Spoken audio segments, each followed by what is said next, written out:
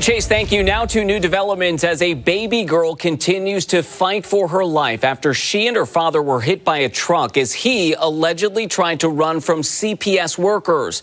25-year-old Gerald Benitez-Alvarez facing a judge today on an assault charge. His daughter is in the pediatric intensive care unit at Strong Hospital. 13 Wham's Cheyenne Walker was there as that suspect went before a judge this morning. Cheyenne, good evening. Good evening, Matt. We learned today this incident started when workers from Child Protective Services were following up on an anonymous complaint of infant neglect.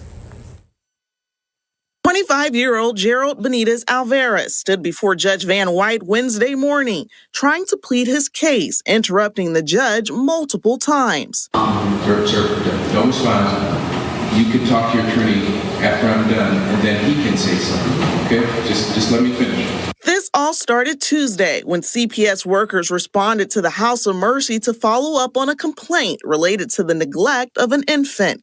Rochester police say when Benitez-Alvarez saw the CPS workers, he took off running and darted into the street with his 1-month-old infant girl in his arms. The two were then hit by a box truck on Joseph Avenue. Police say he got up, picked up his daughter, and kept running before dropping her to the pavement on St. Paul Street and then fleeing. In this case, you heard me, the allegations are that CPS was trying to check the welfare on a child and do what we give them the responsibility to do, to keep our kids safe. And all they wanted to do is make sure that this baby was safe. And this led to this culmination of events. According to court paperwork, the defendant previously sent text messages to the victim's mother saying the baby needed to go to the hospital because she had bumped her head and was defecating blood. However, prosecutors say he never sought medical attention for his 1-month-old baby. This is a very complex and ongoing investigation. As I said in there, this baby's fighting for her life, and the doctors are doing the best that they can do to save her. The little girl suffered from a fractured arm, ribs, and skull, as well as bleeding on the brain and multiple cuts and bruises. We got to do a better job in this community at keeping our kids safe.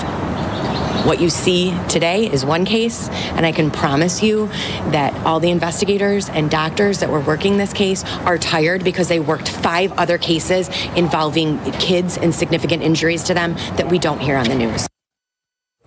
And the prosecutor asked the judge to set bail at $500,000 cash and $1 million bond. The public defender representing Benitez-Alvarez argued his client should be released on a smaller amount of bail with conditions. Bail was set at $250,000 cash. Also at this hour, new details on gunfire and a police pursuit through the streets of Greece and Rochester. A woman was shot inside an SUV that also had a 2-year-old in that vehicle. 13 Wham's Chase Howell back from the neighborhoods where this all unfolded. Chase, good evening. Matt, I first want to start by saying the woman suffered non-life-threatening injuries. And while I stopped at about 20 houses and spoke to around a dozen people, all were afraid to talk to me on camera about what they heard. A baby stroller pulled out from one of the Jeeps involved in a shooting Wednesday in Rochester. Police say a 2-year-old was in that vehicle when it was shot up. It's pretty disturbing to have children involved in violence. Officers say the shooting happened here on Primrose Street, where police then saw 2 white Jeeps speed away from the scene. Radioed that to other officers, obviously with the shooting involved. We located both vehicles. We ended up in a pursuit with both vehicles. We're told one of the Jeeps led police to Dewey Avenue and Stone Road in the town of Greece, where they took 1 man into custody. The other vehicle ended up going to Rochester General Hospital, where they dropped one female off that's suffering from at least 1 gunshot wound to the upper body.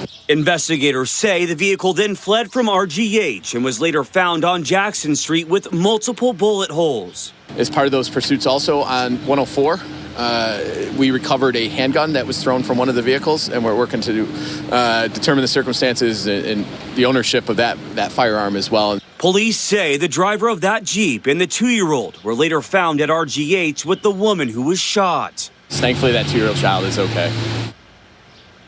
Now, police wouldn't give specifics about the relationship between the 2-year-old and the 2 adults in one of the Jeeps. As far as the shooting goes, that's still under investigation. Countdown is on. In less than 2 weeks, golfers will hit the links at Oak Hill Country Club for the PGA Championship. And athletes and fans are not the only ones getting ready. 13 Web's Carla Rogner learned how medical teams are also preparing for that big event. Carla, good evening. Yeah, good evening, Matt. About 120 doctors, nurses, and medical professionals from both the University of Rochester and Rochester Regional Health will be volunteering at the tournament. As the final touches go up at Oak Hill Country Club, medical professionals from across the region are also getting ready for the PGA Championship. I love to watch, I love to play, and being here at a major has always been something I wanted to do. Aaron List and James Cullinan are two of the many healthcare workers stepping out of the hospital to volunteer on the course. While we're hearing about bee stings, maybe some dehydration. And I'm sure there will be a couple slips and falls along the way, so we're just here to take care of whatever the community needs and whatever the visitors to our community need as they attend this great event. About 225,000 fans are expected here during the week of the tournament. Roles and responsibilities. Its medical co-chairs Dr. Riccio and Dobrinsky have spent months making sure medical help is coordinated to a T. We unfortunately saw with DeMar Hamlin up here in Buffalo that if an emergency needs to happen, it's important that we have people on site that can really help out. Because again, we hope that doesn't happen, but time is sometimes of the essence, and we need to be ready for that. Medical tents and trailers will be set up across the course where fans can get help.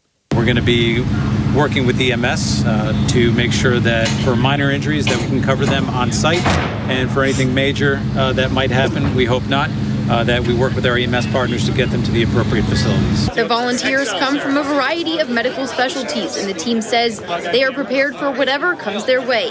But they're also ready for some good golfing. It's going to be a blast. I think we're all excited. We're excited for the best players in the world to come here and play. The tournament begins Monday, May 15th and runs through the 21st, and tickets are already sold out. 13 WHAM News will have team coverage each day, all day.